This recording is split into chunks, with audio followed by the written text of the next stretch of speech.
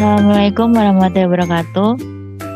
Perkenalkan, nama saya Dinda Ayu Adanti Sukma, mahasiswa Pendidikan Kimia FKIP UNS dengan NIM K33226. Di sini saya akan membahas salah satu materi ikatan kimia berjudul kristal. Nah, apa sih itu kristal?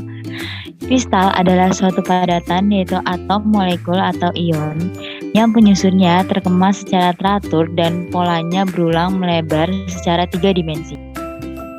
Nah, secara umum, zat cair membentuk kristal ketika mengalami proses pemadatan.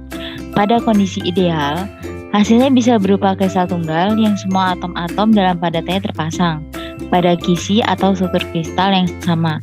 Sementara secara umum, kebanyakan kristal terbentuk secara simultan sehingga menghasilkan padatan polikristalin.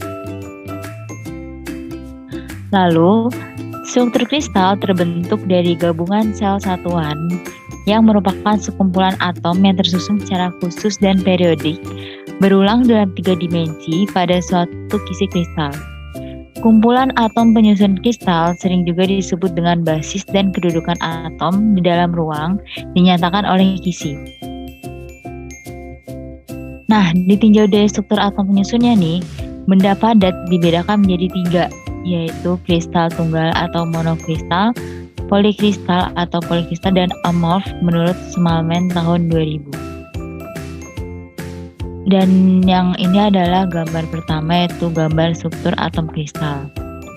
Pada kristal tunggal, atom atau penyusunnya mempunyai struktur tetap karena atom-atom atau molekul-molekul penyusunnya tersusun secara struktur dalam pola 3 dimensi, dan pola-pola ini berulang secara periodik dalam rentang yang panjang tak terhingga. Polikristal sendiri dapat didefinisikan sebagai kumpulan dari kristal-kristal tunggal yang memiliki ukuran sangat kecil dan saling menumpuk yang membentuk benda padat. Lalu yang kedua bisa kita lihat adalah struktur atom amorf. Struktur amorf merupakan struktur yang menyerupai pola hampir sama dengan kristal. Akan tetapi, pola susunan atom-atom, ion-ion, atau molekul-molekul yang dimiliki tidak teratur. Amorf terbentuk karena proses kristalisasi yang terlalu cepat, sehingga atom-atom tidak dapat dengan tepat menempati lokasi kisinya. Bendanya seperti gelas, plastik, dan aspal memiliki struktur yang identik dengan amorf. Dan ini adalah 2 strukturnya. Susunan khas atom-atom dalam kristal disebut struktur kristal. Struktur kristal dibangun oleh sel satuan atau unit sel yang merupakan sekumpulan atom yang tersusun secara periodik berulang di dalam isi ruang.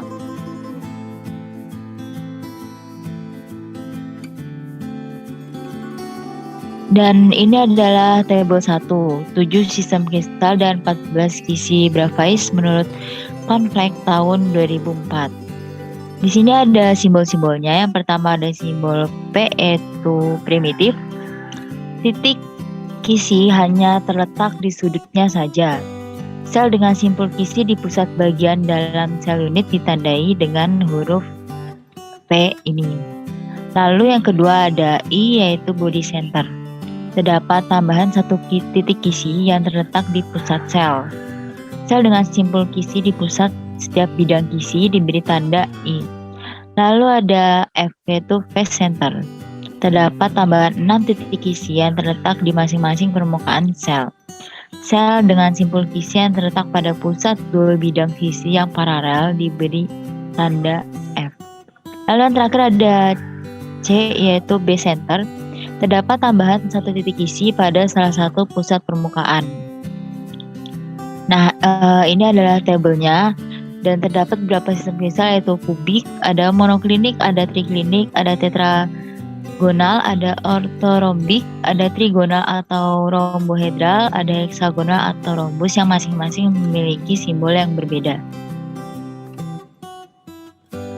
Lalu bisa kita lihat tabel berikutnya, yaitu 7 sistem kristal dan 14 kisi Bravais menurut Van Vleck tahun 2004. Dan ini yaitu contoh dari masing-masing sistem kristal. Yang paling atas itu ada kubik berbentuk seperti kubus dengan titik kisinya di ujung-ujungnya ya. Terus yang kedua ada tetragonal, terus selanjutnya bawahnya ada ortorombik, bawahnya lagi juga ada heksagonal. Ini itu contoh dari gambar sistem kristalnya.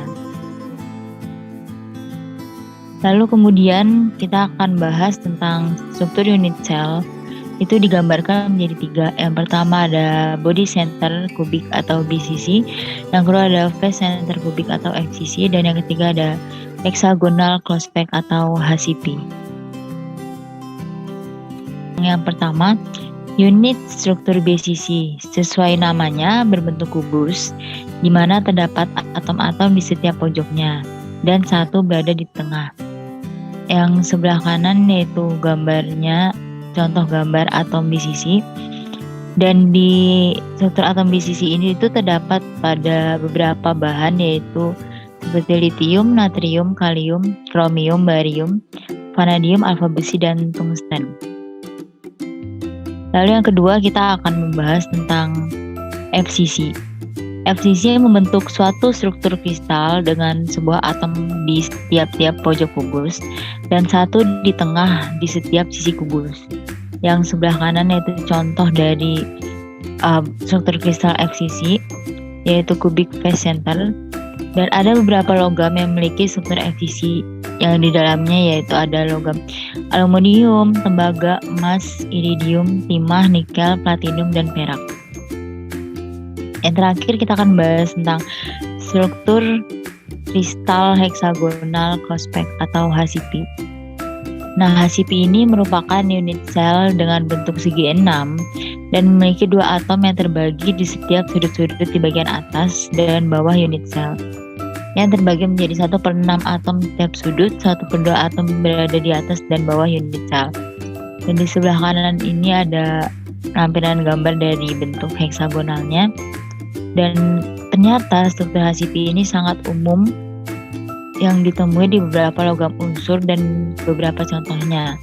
Seperti contohnya ada berilium, kadmium, magnesium, titanium, seng, dan zirconium.